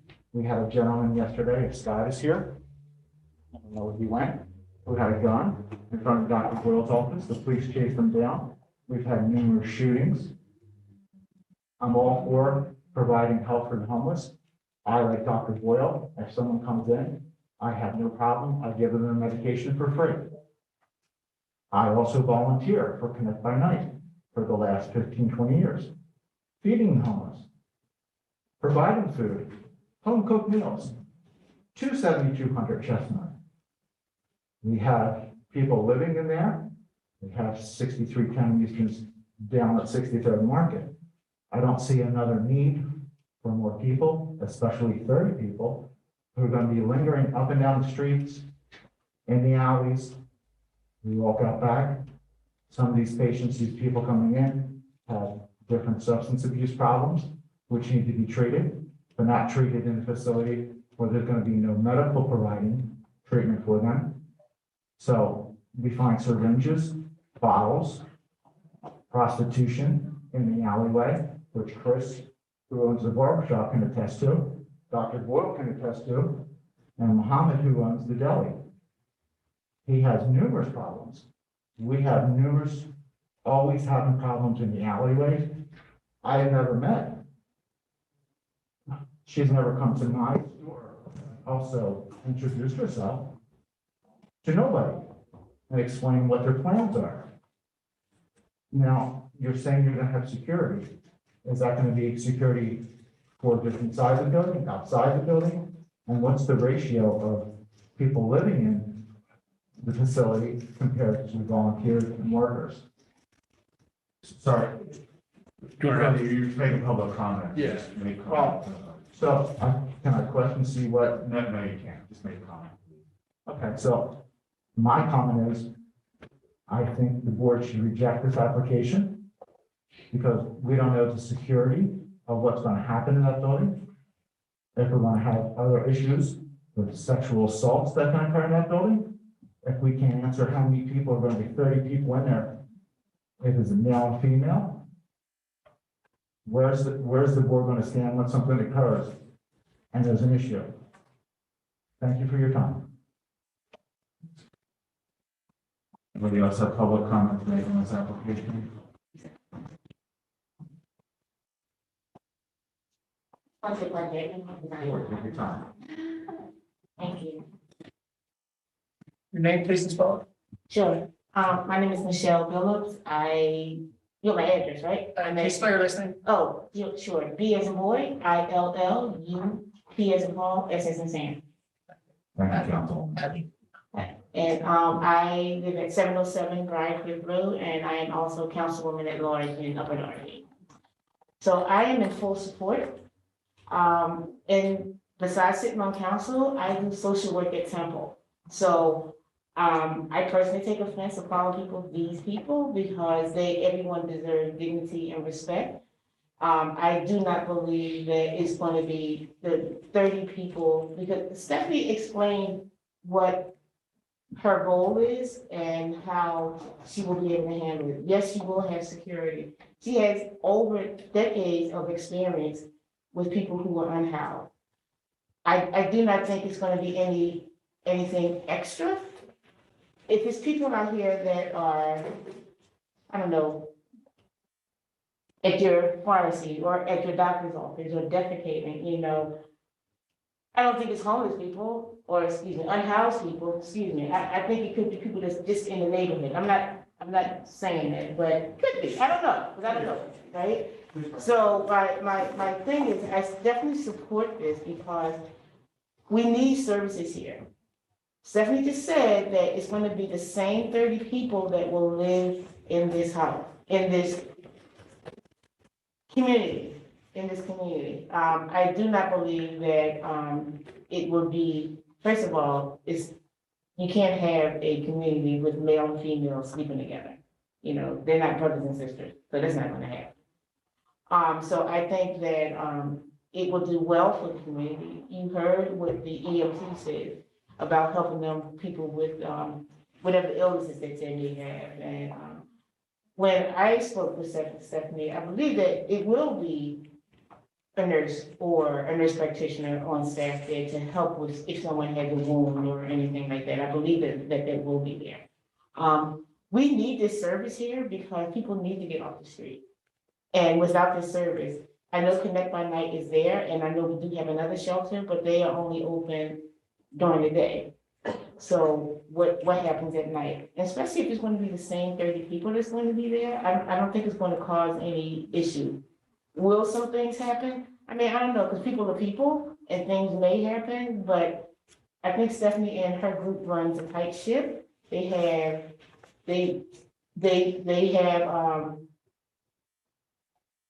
and she works with Project Home. That's what I wanted to say. I forgot about that. You can look it up and see how Project Home runs their agency. Sister Mary and them are great, and she has a relationship with them. I don't see any other way of not. I think you guys should approve this variance for this particular shop. I don't want to call it a shop. Community. Thank you.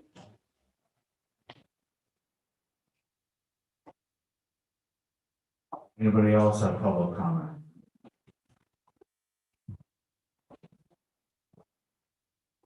My name is Chris Dwarka, DWARKA. I'm at 127 Long Lane. I've been there for 16 years. And I have a lot of run-ins with the, people on the street, which is from Connect and whatnot. many different lewd behavior, because, you know, in the alley, a lot of stuff that goes on over there, you know, and a lot of drunkenness, you know, peeing, pooping, sexual behavior, and, the last time I had a guy who was so drunk that he stumbled and busted his head on my, shutter from my barbershop, and all he was asking is, he needs to go on a bus to go somewhere else, and I called 911, and you know what, there's a lot that happens over there that people who doesn't live there don't experience it. And it's great that she's thinking about 30 people to come there, but you can't house 30 people in a small confinement. You have to be realistic what you're talking about. And a lot of people think, oh, it's easy to come house 30 people with all the staff and everything. It's not that easy to run there. And Connect is right there. She did not mention that there's a next facility over there. That's great that you came and you talked about, you know. It's not open, sorry. It's not. Yes, it is. You need to do your homework before you come and do all this. Make a comment. Sorry. At the same time, you know, I've been there for 16 years and there's always problems. And the only time you know is because you either live in this neighborhood or you're working here. So I definitely believe that we should deny this. Thank you. Thank you. Nobody else wish to make public comment? Your name? Hi, my name is Shira. You have to speak up louder. Hi, my name is Shira Alberts. Can you spell it, please? SHIRA Alberts. So my name is Shira Alberts, and I'm a resident here in Upper Darby. I live on Glendale Road. It's about 5 or 6 blocks away from where the Breaking Bread community would be located. I was so happy to hear that this project was going to come to Upper Darby. I'm a nurse, and I've been volunteering for the past 5 years with Arch Street Wellness Collaborative, which is in Center City, Philadelphia, and has partnered with Srihub in the past and has seen the amazing transformational work that happens when people can wander in off the street, receive a cup of coffee and references to services, and after building trust and relationship, find permanent housing. I've felt for years, ever since I moved here 10 years ago when I got married and moved here, that this was something we needed. I commute every day, taking the L, and I go through 69th Street, and I see all of the people that Ksenia was talking about, that the paramedic was talking about, who are unsheltered and are wandering the streets. And I have witnessed some of the things that the doctor and the pharmacy owner and the barber shop owner are commenting on. I've seen people wandering the streets, and I've seen people defecating, and I've seen people hoarding, and I've seen people shaking, and I've seen the syringes. And I don't think that the answer is less services. I think that the answer is more services. If someone is out on the street using, I think they need access to services. If someone is out on the street starving, I think they need access to services. I don't think that we here in Delaware County and we here in Upper Darby are trying to have a community where people are freezing to death at night. The reason that Srihub and Breaking Bread community came tonight to ask for a variance is because there is no other place that can house this service. Thank you.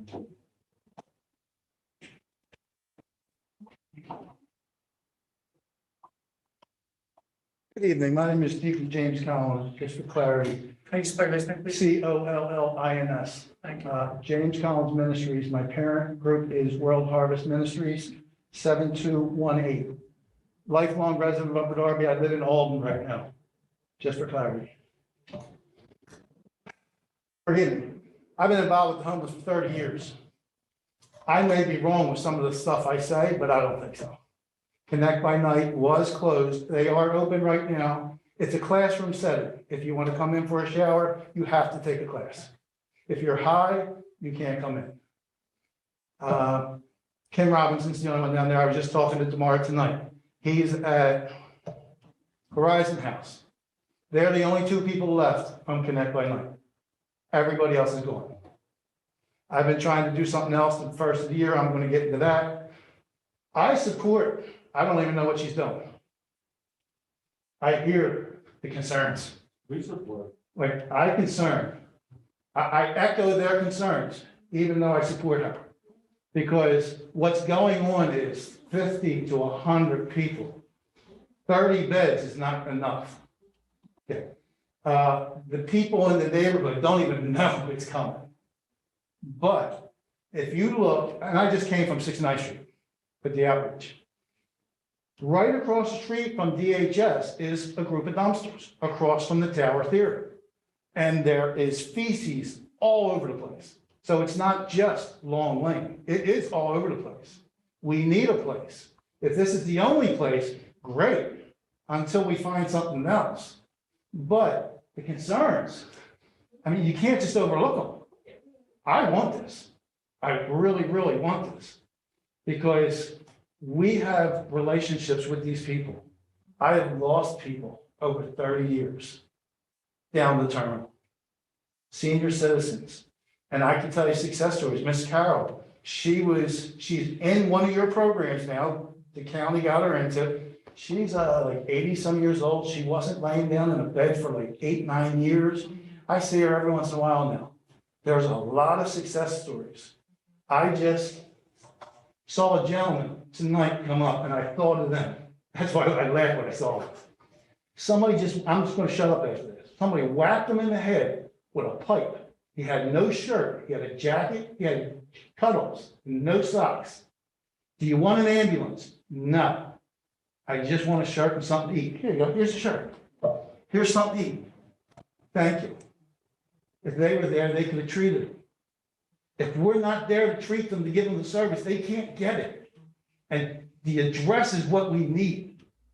For me to get services, if I don't have an address, I might as well walk out. Thank you very much for your time.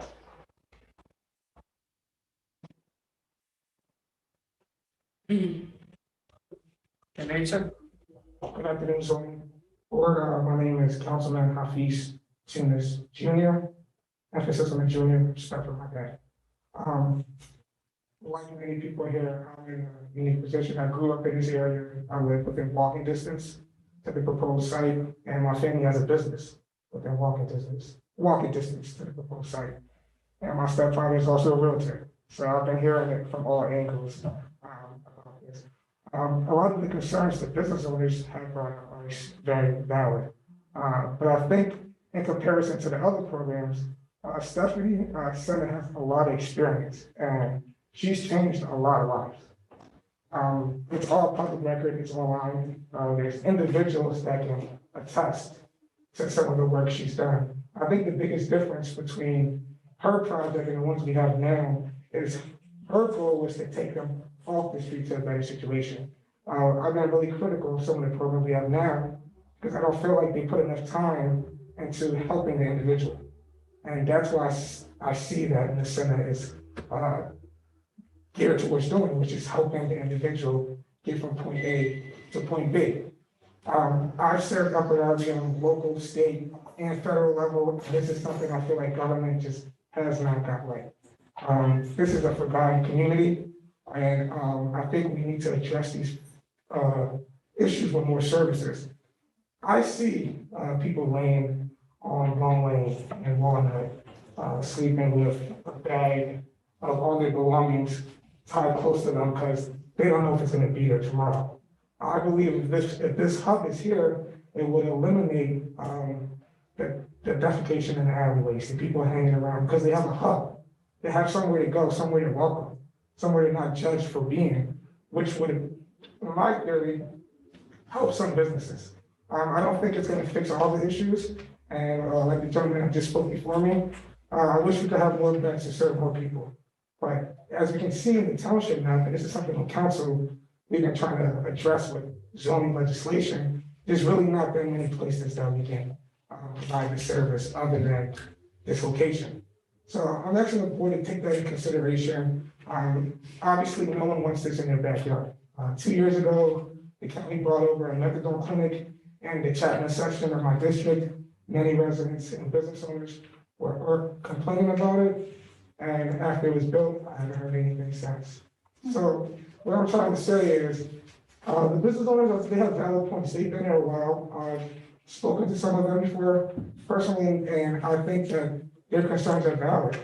But I also believe we have a hub where people feel comfortable going, and with the services to connect by night in the Delaware County shelter, they're really lacking services. And Stephanie has new ideas, and she also has programs for our rising new immigrant population, right? They can come in here and get services. There's legal aid services that will be provided there. So this is just more than just providing a meal or a bed. This is really trying to impact people's lives and take them from point A to point B, which will in return help Upper Darby. Thank you.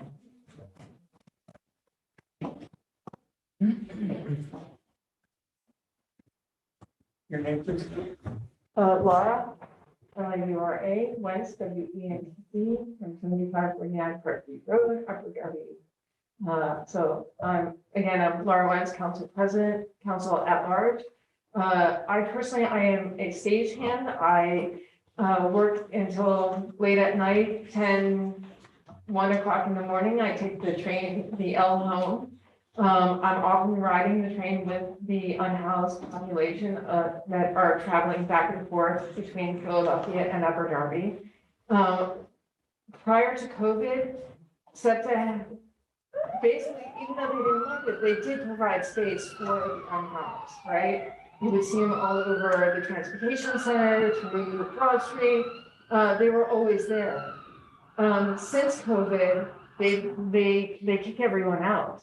They took away the benches. They took away seating areas within the transportation center in 69th Street. There's nowhere for anyone to sit or lean or wherever. When I come, they start closing. They close a gate that leads out to the buses and trolleys that are on this section. That's the way I would go home.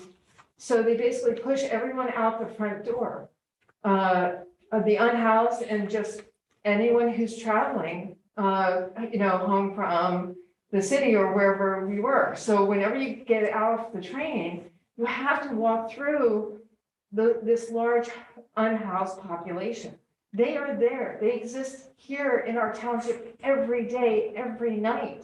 It's not a matter of they'll suddenly that having this emergency unit would add more people. They're going to take people off the street. They're going to give them a pathway to a better existence.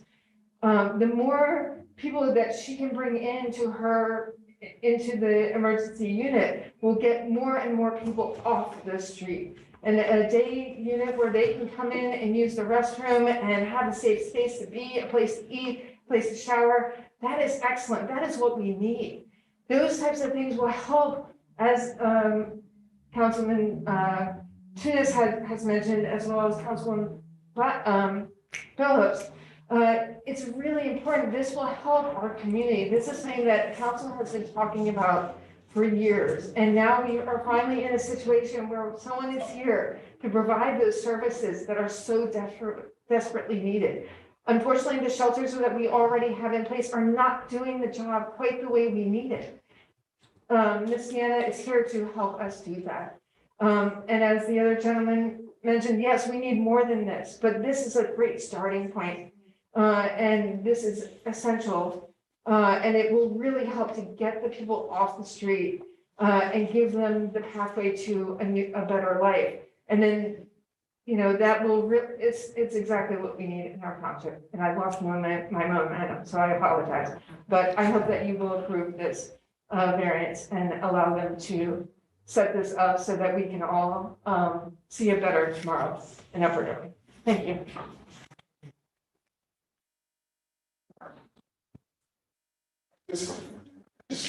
Just want to state on public record, if this is passed, I would ask Ms. Senna and her team to meet with business owners and have a line of communication, a point of communication where they can call on you and work together to fix these issues. That's all. Anybody else who would like to make public comment on this application? Looks like there's no further public comment on this application right now.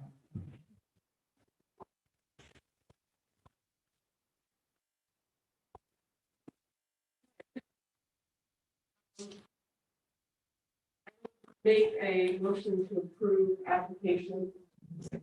I will make a motion to approve application 12-2 of 21. And a second. All those in favor? Aye. 3-0.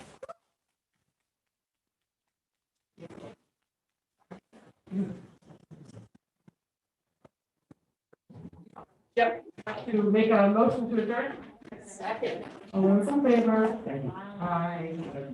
Have a good night. Good night.